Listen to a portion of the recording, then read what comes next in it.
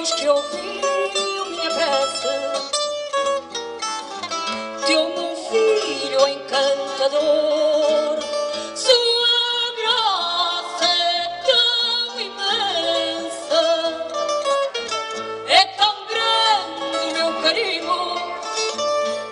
Sua graça é tão imensa, é tão grande o meu carinho, que trago a vida suspensa na vida do meu filhinho, que trago a vida suspensa na vida do meu filhinho. Eu nunca hei de trocar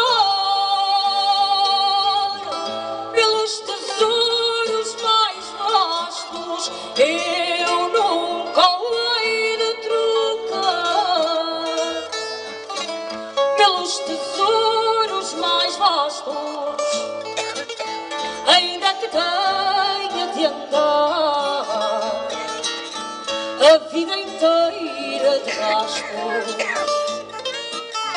ainda que tenha de andar a vida inteira de rastros, nesta alegria envolvida